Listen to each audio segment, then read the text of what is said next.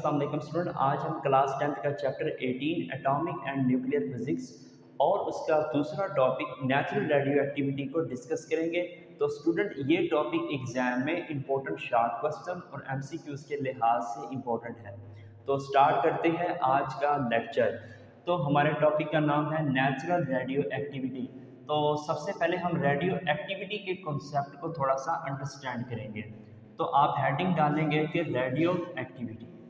तो स्टूडेंट किसी भी अनस्टेबल न्यूक्लियाई में स्पॉन्टेनियसली रेडिएशंस का इमिट होना, उन्हें हम रेडियो एक्टिविटी का नाम देंगे। तो मैंने डेफिनेशन में यही लिख रखा है। अब आप इसकी कंडीशन सुन लें कि उन अनस्टेबल न्यूक्लियाई का एटॉमिक नंबर 82 से ग्रेटर होना चाहिए, तो तभी वो अनस्टेबल न्यूक्लियाई रेडिएशंस को इमिट करेगा। तो डेफिनेशन में मैंने ये लिख रखा है, the spontaneous emission of the radiation such that alpha beta and gamma from unstable nuclei having atomic number greater than 82 is known as radioactivity. इसका मतलब ये है कि किसी भी अनस्टेबल न्यूक्लियाई में स्पॉन्टेनियसली रेडिएशंस का एमिट होना, अब वो रेडिएशन अल्फा बीटा और गामा होंगी और उन अनस्टेबल न्यूक्लियाई का एटॉमिक नंबर 82 से ग्रेटर देन होना चाहिए, उन्हें हम रेडियो एक्टिविटी का नाम देंगे। स्टूडेंट नेक्स्ट लाइन ये लिखी खड़ी है कि नेचुरल रेडियो एक्टिविटी को हम न्यूक्लियर रेडिएशंस का भी नाम देंगे। तो natural radioactivity is also known as nuclear radiations. मतलब ये है कि नेचुरल रेडियो एक्टिविटी को हम न्यूक्लियर रेडिएशंस का नाम देंगे। नेक्स्ट स्टूडेंट पॉइंट ये है कि 1896 में हेनरी बैकरल ने फर्स्ट टाइम रेडिएशंस के कॉन्सेप्ट को इंट्रोड्यूस किया।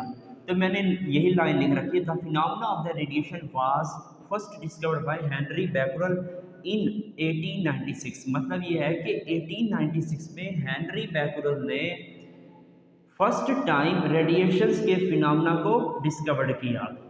ये स्टूडेंट दोनों इंपॉर्टेंट एमसीक्यूज हैं, तो आप अच्छे से याद कर लेना। अब हम हेनरी बैकरल का एक्सपेरिमेंट को डिस्कस करते हैं। डियर स्टूडेंट, उन्होंने पहली बार या एक्सीडेंटली कह दें कि एक्सीडेंटली उन्होंने लुमिनस ऑब्जेक्ट लिए। अब उन लुमिनस ऑब्जेक्ट में यूरेनियम साल्ट क्रिस्टल के स्पेसिमेन लिए। अब उन्होंने यूरेनियम साल्ट क्रिस्टल के स्पेसिमेन को धूप की मौजूदगी और धूप की गैर मौजूदगी में अपनी ऑब्जर्वेशन स्टार्ट की। अब उन ऑब्जर्वेशंस में उन्होंने सीखा कि दोनों केस के अंदर नेचुरल रेडिएशंस इमिट हो रही थी, ठीक है, या आप ये कह दें कि इनविजिबल रेडिएशन, जो कि नेचुरल रेडिएशन थी, वो खुद ब खुद इमिट हो रही थी। अब स्टूडेंट इसके बाद उन्होंने ये किया कि उन रेडिएशन को जब वो फोटोग्राफिक प्लेट के करीब लेके आया, तो वो जो फोटोग्राफिक प्लेट थी वो डार्कनेस हो गई या डार्क हो गई। इसके बाद स्टूडेंट जब वो उन रेडिएशंस को या उन रेडियो एक्टिव मटीरियल को जब गैस मॉलिक्यूल के करीब लेके गया, तो वो गैस मॉलिक्यूल भी आयोनाइज्ड हो गए। मतलब ये है कि ये इतने हाईली पेनिट्रेटेड हैं कि इन रेडिएशंस ने गैस के मॉलिक्यूल को भी आयोनाइज्ड कर दिया। तो ये तमाम बातें, ये तमाम कहानी मैंने लिख रखी है, तो आप लिख के क्या आएंगे अगर ये एक्सपेरिमेंट आ जाए, ही performed experiments on luminous objects. इसका मतलब ये है कि लुमिनस ऑब्जेक्ट्स पर उन्होंने अपना एक्सपेरिमेंट शुरू कर दिया। फिर बच्चों एक्सीडेंटली, ठीक है, ये जो एक्सपेरिमेंट था ये एक्सीडेंटली था। तो he took the uranium salt crystal and examine it in the presence and absence of sunlight. इसका मतलब ये है कि सूरज की मौजूदगी या सूरज की गैर मौजूदगी, या आप कहते हैं कि धूप में और धूप के बगैर, उन्होंने अपना एक्सपेरिमेंट शुरू कर दिया। ठीक है, यूरेनियम साल्ट क्रिस्टल के स्पेसिमेन पर सूरज की मौजूदगी और सूरज की गैर मौजूदगी में अपना एक्सपेरिमेंट स्टार्ट कर दिया। अब स्टूडेंट नेक्स्ट बुलेट पॉइंट आप लिखे जाएंगे कि he noted that invisible radiations emitted from these salt crystals specimen। आगे आप लिख देना specimen, ठीक है। उन्होंने बच्चों नोट किया कि इन यूरेनियम साल्ट क्रिस्टल के स्पेसिमेन से इनविजिबल रेडिएशंस निकल रही हैं, और ये इनविजिबल रेडिएशन स्टूडेंट क्या होगी, हमारी शाबाश नेचुरल रेडियो एक्टिविटी होगी, या हम इनको न्यूक्लियर रेडिएशंस का भी नाम देंगे। ठीक है। He also noted that photographic plate was dark when radioactive material was placed। इसका मतलब ये है जब उन रेडियो एक्टिव मटीरियल को, मतलब यूरेनियम 60 स्पेसिमम को जब उन्होंने रखा था, स्टूडेंट किसके पास रखा था, शाबाश, when radio active material was placed, मतलब ये है कि रेडियो एक्टिव मटीरियल को जब फोटोग्राफिक प्लेट के करीब वो लेके गया तो वो जो फोटोग्राफिक प्लेट थी वो डार्क हो गई। ठीक है, डार्क हो गई। तो ये है इसका मतलब। फिर इसके बाद आप लिख के आएंगे he also observed that these radiations has ability to ionise the gas. इसका मतलब ये है जब हेनरी बैकरल साइंसदान गैस मॉलिक्यूल्स के करीब वो रेडिएशंस लेके गया तो वो इतनी हाईली पेनिट्रेट थी तो उन रेडिएशंस ने गैस के मॉलिक्यूल को भी आयोनाइज्ड कर दिया, या आप ये कहते हैं कि गैस मॉलिक्यूल जो थे वो आइंस में कन्वर्ट होना स्टार्ट हो गए। स्टूडेंट आई होप यहाँ तक आपको बातें समझ आ गई होंगी। अब हेनरी बैकरल ने इन एक्सपेरिमेंट से एक डेफिनेशन ये लिखी कि according to the Henry Becquerel, ठीक है, पेपर में कुछ इस तरह से भी डेफिनेशन आ सकती है कि define radio activity in the term of Henry Becquerel. तो आपने ये लिखनी है डेफिनेशन, या फिर आपसे ये पूछ सकता है कि define natural radio activity in the term of Henry Becquerel. ठीक है, तो आप ये डेफिनेशन लिख के आएंगे। The spontaneous emission of the radiation from unstable nuclei is called natural radiations. इसका मतलब ये है कि किसी भी अनस्टेबल न्यूक्लियाई से स्पॉन्टेनियसली रेडिएशंस का इमिट होना, उन्हें हम नेचुरल रेडियो एक्टिविटी का नाम देंगे। स्टूडेंट इस डेफिनेशन में वर्ड था स्पॉन्टेनियस, और यहाँ पे भी स्पॉन्टेनियस का वर्ड है। स्पॉन्टेनियस का मतलब होता है कि खुद ब खुद इमिट होना। ठीक है, कि कोई ज़रूरत ना हो किसी एक्सटर्नल एजेंसी की, बल्कि उस एलिमेंट्स में से या उस अनस्टेबल न्यूक्लियाई में से खुद ब खुद रेडिएशंस इमिट हो रही थी। ठीक है स्टूडेंट। अब नेक्स्ट है स्टूडेंट, उन natural radio these elements which emits such radiation was known as radioactive elements. इसका मतलब ये है कि जिन एलिमेंट्स से वो रेडिएशंस इमिट हो रही थी या नेचुरल रेडिएशंस इमिट हो रही थी, तो हेनरी बैकरल ने उन एलिमेंट्स को रेडियो एक्टिव एलिमेंट्स का नाम दिया। तो स्टूडेंट ये एक प्रॉपर डेफिनेशन है, तो आप ये एग्जाम में लिख कर आएंगे। अब थोड़ी सी एक्स्ट्रा इन्फॉर्मेशन ये है, हेनरी बैकरल ने एक और बात कही थी जो कि आपके बुक में नहीं है। वो ये कही थी कि हम ये कभी भी नहीं कह सकते कि कौन सा एटम के एलिमेंट सबसे पहले डिके करेगा। दोबारा सुन ले, हेनरी बैकरल ने एक और डेफिनेशन की थी कि कौन से एटम के एलिमेंट सबसे पहले डिके करेगा। ठीक है, तो स्टूडेंट ये मेरे पास 5 टाइप के एलिमेंट्स के एटम हैं। ठीक है, पहला, दूसरा, तीसरा, चौथा एंड पांचवा। सही है।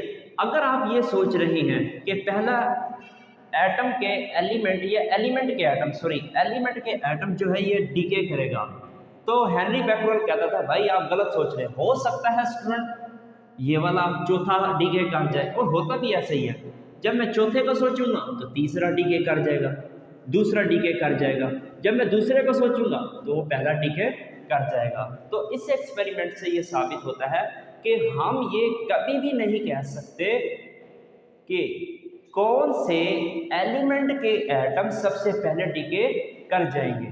ठीक है स्टूडेंट, आई होप यहाँ तक बातें समझ आ गई होंगी। अब नेक्स्ट डिस्कस करते हैं। स्टूडेंट 2 और साइंसदान थे जिन्होंने इस एक्सपेरिमेंट को थोड़ा सा एक्सटेंड किया।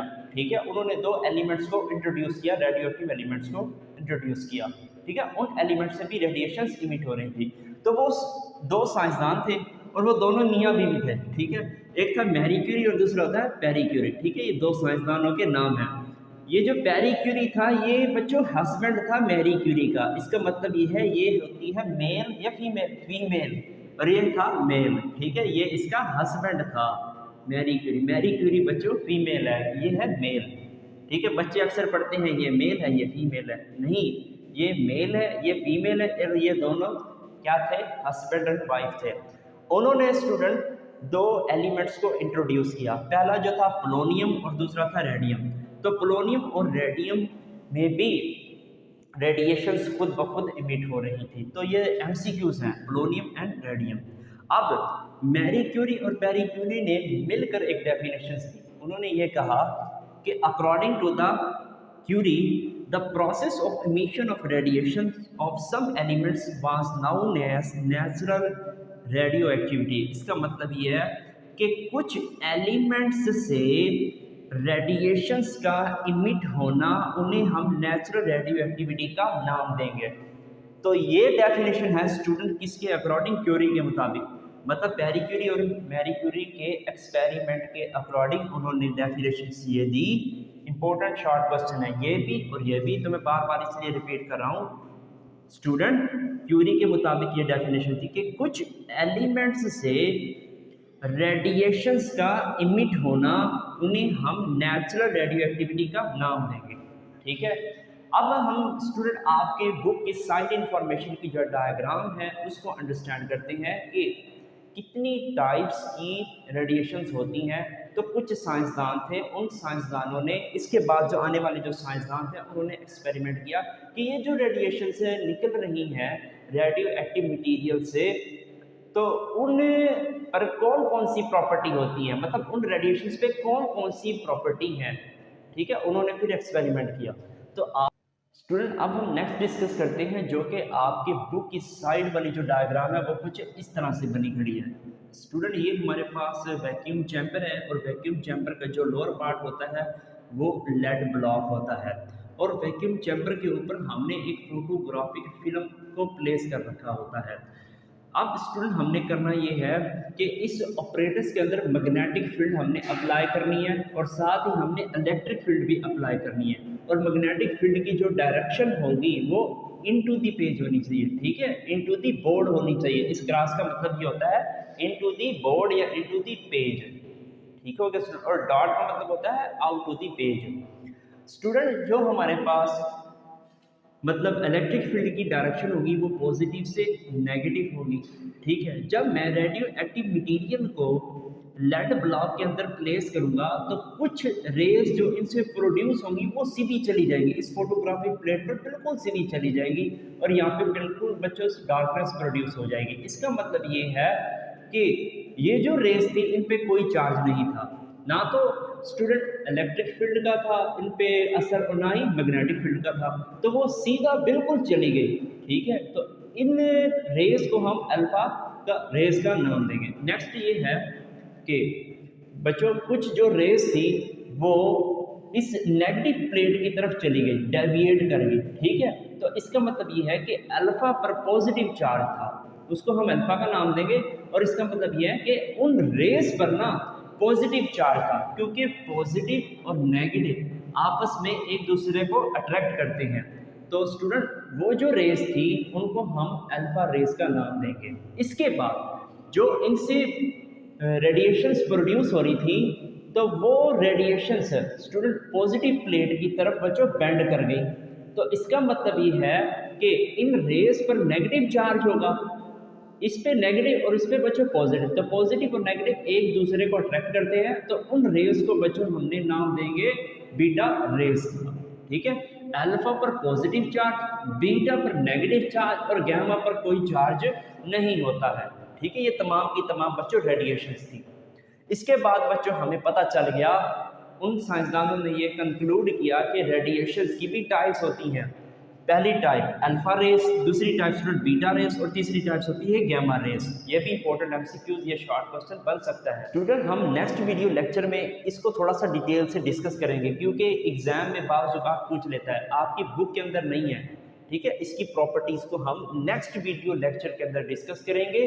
अल्फा रेस की प्रॉपर्टी, बीटा की एंड गामा रेस की हम प्रॉपर्टीज़ को डिस्कस करेंगे। तो ये एक very very very important short question है। ठीक है, आप प्रीवियस पेपर उठा के देखेंगे तो वो आपसे 2 या 3 प्रॉपर्टी अल्फा की पूछेगा, 2 या 3 प्रॉपर्टी वो बीटा की पूछेगा, 2 या 3 प्रॉपर्टी बच्चों गामा की लाजमी पूछेगा। तो नेक्स्ट जो वीडियो लेक्चर होगा वो इन पे ही होगा। ठीक है, अब हम थोड़ा सा एक्स्ट्रा इन्फॉर्मेशन को थोड़ा सा डिस्कस करते हैं जो कि आपको आगे काम देगा। ठीक है, तो पहला जो है becquerel is the SI unit of radiation, मतलब ये है कि रेडिएशन का जो एसआई यूनिट होता है वो बैकुलर होता है। और 1 क्यूरी किसके बराबर होता है वो भी डिस्कस कर लेते हैं। 1 क्यूरी इज इक्वल टू 3.70 10⁻10 बैकुलर। दोबारा सुने, 1 क्यूरी इज इक्वल टू 3.70 10⁻10 बैकुलर। तो स्टूडेंट यहाँ तक थी आज की डिस्कशन। तो अब आप इसका स्क्रीनशॉट ले लें।